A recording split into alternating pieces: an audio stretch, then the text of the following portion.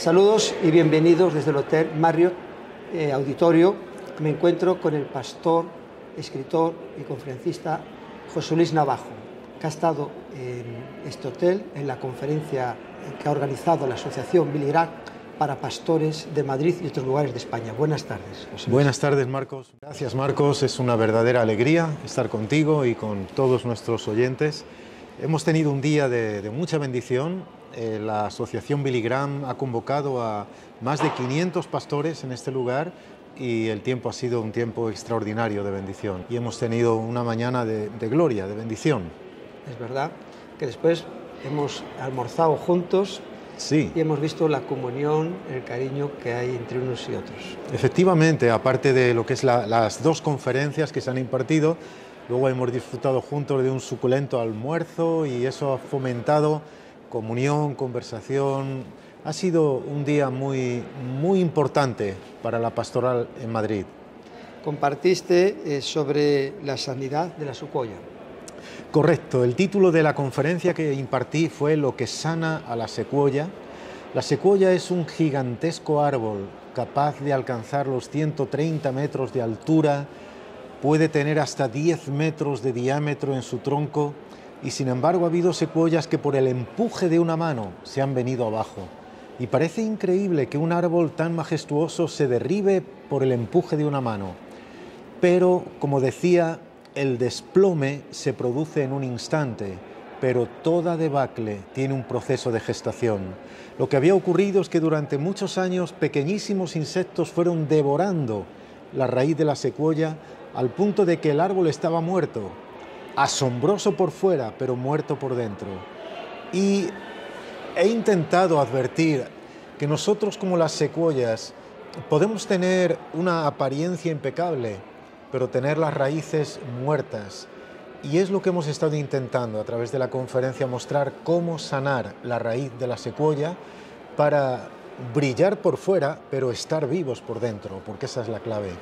Hubo una respuesta muy importante de personas que salieron al frente para orar y... Sí, ha habido una respuesta muy bonita de personas quebrantadas, buscando dirección, ayuda, respaldo de Dios, porque la pastoral es un llamado, y es un llamado hermosísimo, pero su yugo es fácil, pero el siervo es frágil. Y necesitamos momentos como este, de abrir el corazón y volcar nuestra carga y sentir que Dios nos abraza. Es importante. Sí. Todo esto que se ha estado llevando a cabo sobre la conferencia está relacionado con el Festival de la Esperanza que se va a celebrar en el 2026. Correcto. A lo largo de todo este año y hasta el mes de mayo del 2026 se van a ir celebrando sucesivos eventos. Este es el primero. Luego tendremos otro de lanzamiento de la campaña. Habrá una conferencia para mujeres, otra para jóvenes, otra para empresarios. Todo ello, y en esto la Asociación Billy Graham es extremadamente generosa.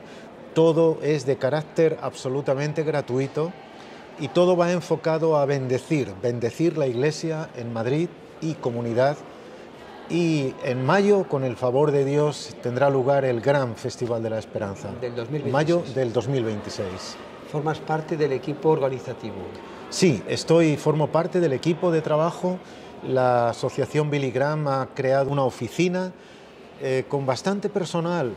Somos cerca de 15 personas que estamos ocupándonos de todos los detalles y para mí es un honor formar parte de ese equipo, una bendición. Me ha venido muy bien la predicación o lo que has compartido de la palabra, porque has mostrado cosas de tu vida que no conocemos. Es lo que tienen las predicaciones, que Dios toca los corazones y a veces uno tiene que abrirse, ¿no?, en canal y mostrar lo que Dios hace en su vida. Sí. Y para aquellos que no te conocen, voy a hacer una breve presentación. Estás casado con Gene y lleváis de matrimonio 42 años. Sí. Tenéis 2 hijas, Kerit y Miriam, y 3 nietos. Y 3 nietos, Emma, Ethan y Oliver. Así es. Eres pastor en la iglesia El Buen Pastor de Madrid.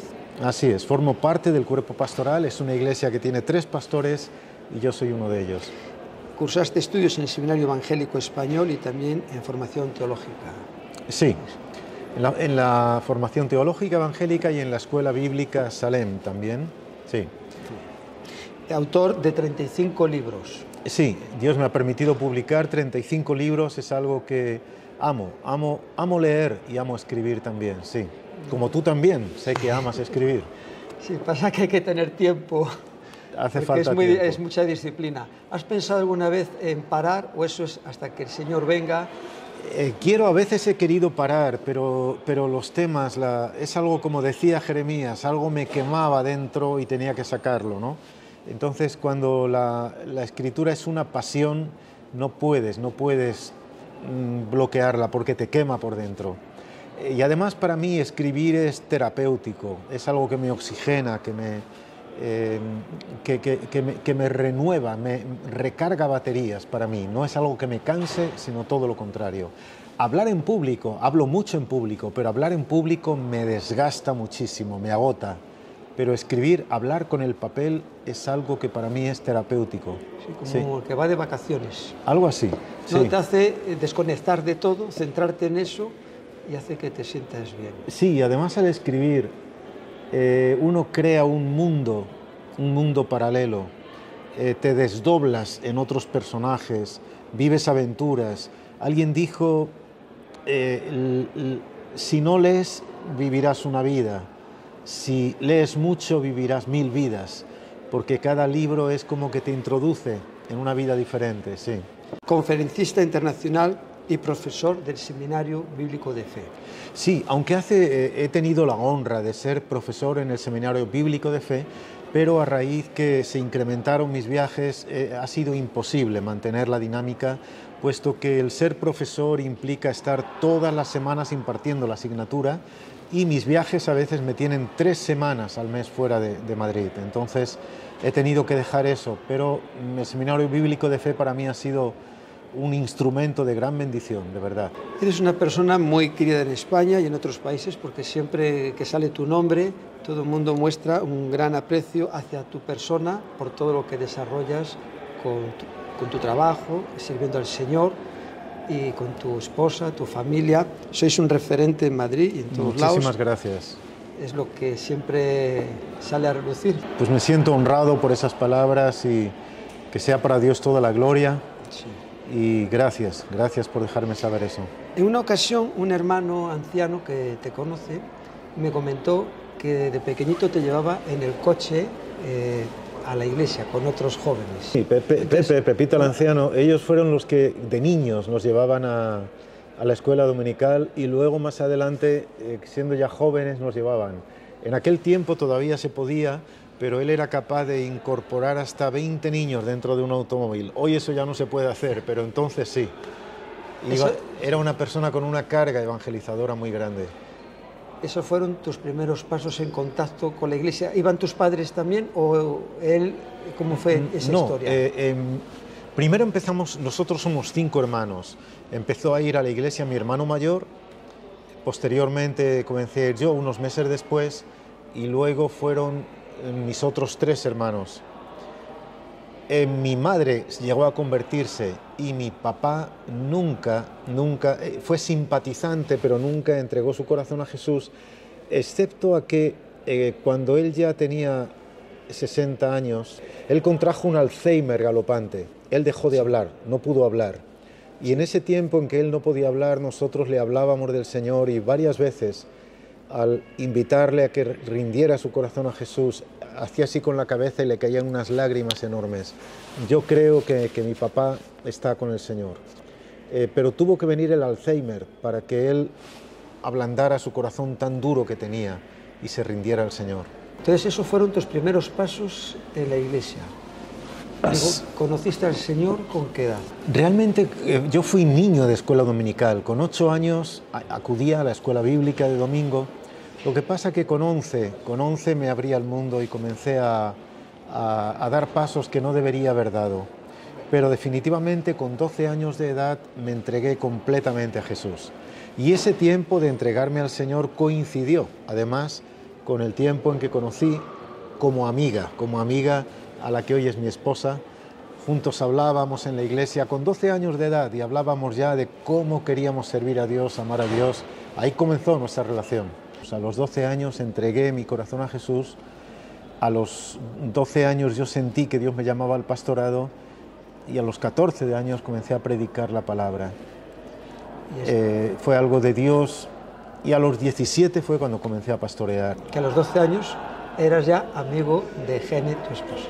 Sí, éramos amigos, obviamente nada que ver, sí, pero nos gustaba a los dos hablar sobre la obra de Dios. Hablábamos a menudo y fue a los 15 años que nos hicimos novios. Y cuando nos casamos teníamos 19, pero ya teníamos 4 años de noviazgo. Así que era un atrevimiento casarse tan joven, pero yo no tenía que hacer el servicio militar y en aquel tiempo los dos ya estábamos trabajando. Era muy frecuente que personas con 15, 16 años trabajaran. Así que nos casamos porque estábamos y seguimos estando, gracias a Dios, locamente enamorados. Sí. ¿Qué fue lo que más te llamó la atención de ella? Mira, lo que me llamó la atención, por descontado que la veía una mujer íntegra, una mujer consagrada a Dios 100%, pero me llamó la atención también que su temperamento era contrario al mío. Yo, una persona tímida, una persona muy introvertida, siempre estaba calladito. Ella era una mujer extrovertida, sanguínea, siempre estaba hablando, siempre estaba riendo. Entonces dicen que los polos opuestos se atraen y eso me atrajo de ella. Ella tenía justo todo lo que yo no tenía y éramos diferentes, no, éramos contrarios, pero convertimos nuestras diferencias en complementos y eso fue algo que nos enriqueció mutuamente a los dos. De pastor son 43 años los que llevas, pero ya con 12 años sintiste que tenías un llamado a pastor. Sí, me ocurrió que escuchaba a alguien hablar la palabra en el púlpito de la iglesia y como que mi corazón se disparaba, como que mi corazón se aceleraba y sentía dentro de mí, algún día tú también, algún día tú también. Pero había un problema y es que, como te he dicho, yo era tremendamente tímido. A mí me llamaban el mudo porque cuando había 3 personas yo siempre estaba callado. Yo tenía un sentimiento de inferioridad muy grande, entonces me comparaba con los demás y siempre me consideraba peor que todos, con lo cual no hablaba, no contaba un chiste porque no sabía, y que mi corazón se acelerase por ser pastor. Hasta que llegó un día, en ese momento yo tenía 13 años de edad, y una abuelita de la iglesia, una mujer de Dios, de cabello blanco y alma más blanca todavía, vino y me dijo: José Luis, levántate, que Dios te llama a que prediques su palabra. Pero aquello me parecía ridículo, porque como te digo, yo no era capaz de hablar con un varón mirándole a los ojos, cuanto menos iba a mirar a un grupo a predicar, era absurdo. Sin embargo, esa mujer era una mujer de Dios y nunca usaría una palabra de Dios en vano. Así que pasaron como 6 meses y mi pastor me invitó, me dijo: ¿quieres prepararte una palabra para traerla de aquí a 20 días? Esos 20 días preparando esa palabra fueron los que cambiaron mi vida. Dejé de comer, dejé de beber, casi dejo de vivir, porque yo oraba constantemente: Señor, tú has dicho que vuelves otra vez a la tierra, ven antes de 20 días, que no tenga yo que subir al púlpito. Pero ahí comenzó todo, ahí comenzó. Comentaste cosas que ha tocado el corazón de muchos en la reunión que hemos tenido, sobre todo, ¿no?, saber que estás con una persona con la misma visión y apoyándonos en Cristo Jesús, uno al otro, pase lo que pase.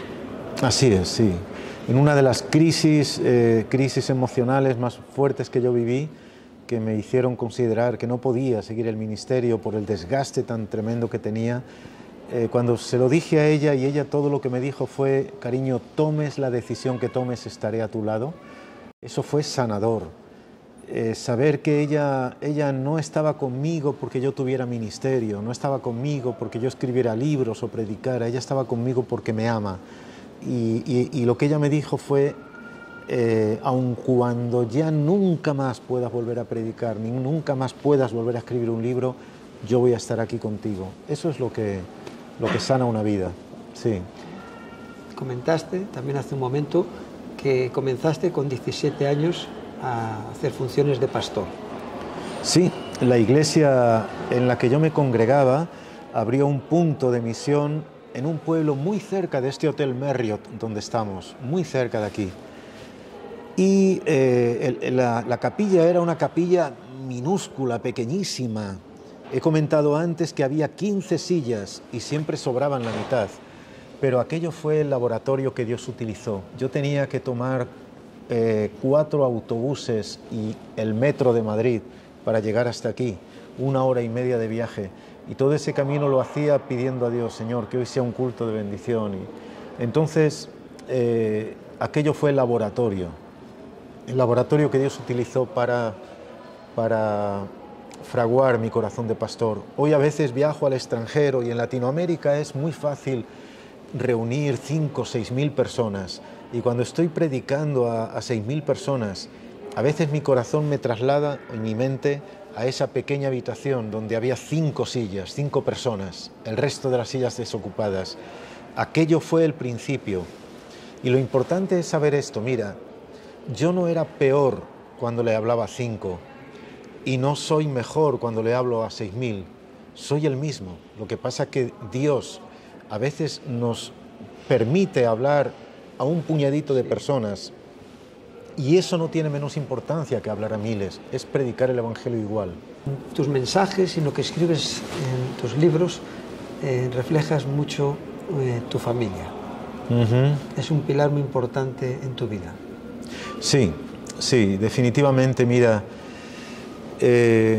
alguien dijo: ningún éxito en la vida compensa del fracaso en la familia. Entonces, mira, si yo tuviera que elegir, gracias a Dios no es necesario elegir eso, si yo tuviera que elegir entre ser un excelente pastor a costa de ser un esposo y padre mediocre, yo no querría ser un excelente pastor, no. Yo quiero ser un buen esposo, un buen padre, un buen abuelo, porque hay cosas que son importantes y luego están las que de verdad importan, y las que de verdad importan es ejercer con dignidad ese oficio de padre, de esposo, lo cual no significa que seamos perfectos, nunca lo vamos a ser, vamos a cometer 1000 errores, pero tenemos que apuntar a usar los errores como maestros, aprender y seguir adelante creciendo. En toda esa trayectoria como pastor has tenido múltiples vivencias y de ahí han salido también libros. Sí. Vemos unas tomas de una predicación de hace 2 años que hablas de las 3 fases del pastoreo. Y continuamos. Claro. Pero quiero hacerte un ruego, solo uno. En la etapa de la luz, no te enamores de la luz, sino de aquel que te da la luz. No te dejes cautivar. No te dejes seducir. No te dejes cautivar por la provisión de Dios. Enamórate del Dios que te da la provisión. Porque mira, puedo garantizarte algo con absoluta certeza. Tenerlo a Él es infinitamente más y mejor que tener todo lo que Él pueda darnos. Ahí muestras un poco lo que es el resumen de tu vida pastoral en esa predicación. Sí, además mira, ese Salmo 23 para mí es una joya de la literatura universal. De ese Salmo he escrito 2 libros, uno se titula El Pastor y otro Un Canto para Renacer. El Pastor muestra en una novela todas las fases del Salmo 23, relatado por un pastor de ganado, ¿no? Y siempre encuentro en ese Salmo una fuente de recursos inagotables, siempre me bendice. De las 3 fases está la de Valle de Sombra. Sí. Por la que tiene que pasar todo pastor, ¿no? Sí. ¿Se puede evitar esa ruta o en la vida de un ministerio es todo triunfo, todo va bien? No se puede ni se debe evitar. Alguien dijo que sol constante sin lluvia crea un desierto. Hace falta que llueva para fertilizar la tierra. Además, sabes que ese valle de sombra de muerte del Salmo 23 es un camino angosto que discurre entre los montes. Existe al salir de Jericó por el sur, te encaminas hacia el Mar Muerto y vas a encontrarte una cordillera de montañas, y en medio de esa cordillera como una especie de grieta que cuando te acercas más ves que es un camino, pero un camino angosto, estrecho, estrecho. Los pastores conducían a su ganado a través de ese camino que durante 7,5 kilómetros iba serpenteando. La luz del sol nunca llegaba allí, porque a un lado y otro las montañas eran de 500 metros. Le llamaban por eso Valle de Sombra. Pero además en muchos lugares había como huecos que si pisabas ahí te tragaba la tierra. Por eso lo llamaban Valle de Muerte. Y los pastores conducían a su rebaño por ahí. Dicen que con toda seguridad el pastor David, autor del Salmo 23, condujo a su rebaño y en mitad del valle sintió el calor asfixiante, la oscuridad, sintió el aroma de la muerte y dijo entonces: aunque mi vida entera fuera como este valle, no temeré mal alguno porque tú estarás conmigo. Pero la pregunta es, ¿por qué conducían los pastores al rebaño por allí? Porque mira, ese Valle de Sombra desembocaba en las mejores praderas de toda aquella región de Israel. Para llegar a esas praderas sin pasar por el valle, había que circundar los montes y se tardaba meses en llegar. Así que el pastor reunía al rebaño y decía: el siguiente tramo del camino va a ser duro, lo vais a pasar mal, pero no desmayéis, yo estaré a vuestro lado y llegaremos al otro lado. Ese es el Valle de Sombra. Nunca ningún pastor debe evitar pasar por él, porque siempre desemboca en la mejor bendición. ¿Has estado en Israel varias veces? Sí, he estado 4 veces en Israel y es un lugar que lamentablemente ahora no es prudente ir allí, pero recomiendo que vayan todos. ¿Qué es lo que más te llamó la atención? Bueno, mira, me llamó la atención el hecho de, en un sentido negativo, lo que se ha comercializado la Tierra Santa. Ahora mismo hay capillas lujosísimas por doquier. Uno intenta ver el suelo que pisó Jesús y lo han cubierto todo con basílicas gigantes, ¿no? Pero me llama la atención también que hay lugares intactos, como por ejemplo el Mar de Galilea y la tumba del jardín. Recomiendo la visita. El Getsemaní, los árboles, los olivos que hay allí son los mismos sobre los que se apoyó Jesús. Y dar un viaje en barca en el Mar de Galilea es algo que recomiendo a todo peregrino en Israel. Como conferencista viajas a muchos países. ¿Cómo es tu visión de la Iglesia en otros lugares con respecto a España? Mira, visito mucho Latinoamérica y Estados Unidos y debo decir, cuanto más visito aquellos lugares, más amo España. En Latinoamérica el Evangelio ha proliferado. Puerto Rico, por ejemplo. Puerto Rico es un lugar, una nación, una isla que tiene 3 millones de habitantes y tiene 7.000 iglesias. España tiene casi 50 millones de habitantes y tiene unas 3.500 iglesias. Entonces en Puerto Rico tú te ofendes con el pastor y te vas a la iglesia que está justo enfrente, cruzando la calle. Aquí en España el creyente es mucho más comprometido, aunque solo sea porque si se marcha de esa iglesia va a tener que conducir su coche durante 1 hora para encontrar otra, pero es mucho más fiel. Y debo decirte, en Estados Unidos y Latinoamérica se valora y se cotiza mucho al pastor español, porque como es una tierra que responde peor al Evangelio, ellos dicen, si un pastor se mantiene firme en España, en Estados Unidos va a ser un mega pastor, porque aquí lo va a tener mucho más fácil todo. Entonces, valora mucho la labor pastoral aquí en España. Yo he visto que desde hace años, como no sé, unos 20 años, se ha dado la vuelta como a la tortilla, porque antes venían todos de afuera y ahora estás tú y otros hermanos, unas nuevas generaciones que están cruzando mucho, como se dice, el charco. Sí, es cierto. Que cada vez es mayor nuestra presencia ahí. Sí que es cierto. Y gracias a Dios que una tierra misionada se pueda convertir en una tierra misionera. Eso es una bendición, definitivamente. Sí. ¿Cómo ves los desafíos en España? En España tenemos que llegar a entender que un hombre edifica una casa, pero un equipo construye un reino. Tenemos que llegar a entender que para llegar más lejos tenemos que viajar acompañados. Eventos como el que hoy ha celebrado aquí la Asociación Billy Graham, que ha reunido a más de 500 pastores, esto es un hito histórico. ¿Por qué cuesta tanto trabajo reunir a la pastoral en España? Porque todavía seguimos demasiado metidos en nuestra burbuja, levantamos muros demasiado altos en nuestra iglesia, nos da miedo mirar afuera, pero las cosas grandes que Dios haga las va a hacer no con una persona, sino con un equipo. Y creo que es un desafío para nosotros seguir apoyando lo que otros hacen, aunque no sea una ocurrencia mía. Si yo veo que coincide con el Evangelio, voy a apoyarlo. Para terminar, un pasaje de la Escritura que lo llevas ahí anclado, que siempre te acompaña. Habrá muchos, pero uno que lo tienes ahí. Génesis 22:1. El capítulo 22 de Génesis es uno de los más duros de la Biblia, cuando Dios pide a Abraham que entregue a su hijo. Pero fíjate, Génesis 22:1 dice: probó Dios a Abraham. Así comienza.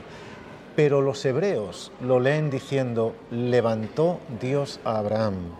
Lo que nosotros llamamos prueba, en el ámbito hebreo se llama levantó, porque precisamente en base a esa enorme prueba que pasó en ese capítulo, fue donde Abraham fue catapultado a ser patriarca y el padre de la fe. Entonces, ese probó Dios a Abraham, que es leído, levantó Dios a Abraham, a mí me anima siempre. Cuando siento que estoy siendo probado, digo: Señor, si estoy siendo probado es porque tú quieres que sea levantado. Y todos los que enfrentamos pruebas, podemos convertir la prueba en un trampolín que nos levante, que nos lleve más arriba.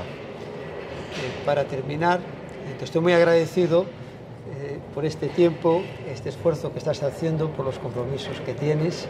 Me gustaría que fuera más larga la entrevista, pero el tiempo es el que tenemos, que mirando esta cámara, a las personas que están viendo la entrevista, lo que Dios ponga en tu corazón, pues le transmites. Pues quiero primero darte las gracias por estos minutos que has compartido con nosotros. Gracias porque nos has regalado una parte de lo más importante que tienes, tu tiempo, es decir, tu vida. Ruego a Dios que esta inversión de tiempo que has hecho haya sido para ti de bendición, rentable. Te quiero decir, mira, sea cual fuere el momento que estés viviendo, ya sea que estés en la cumbre de un monte o en lo profundo de un valle, Dios te ama, Dios está allí contigo, y recuerda siempre, incluso los fracasos, o especialmente los fracasos, pueden convertirse en nuestros mejores maestros. Fracasar no es fallar, fracasar es no intentarlo. Si en este momento tú has emprendido algo y has caído, levántate, Dios está contigo. Sigue adelante, descansa y confía que amanecerá por fin y volverás a reír. Que Dios te bendiga mucho. Muchas gracias, José Luis. Gracias, Marcos. Por este tiempo. Para mí ha sido un honor. Gracias, Marcos. Dios os bendiga.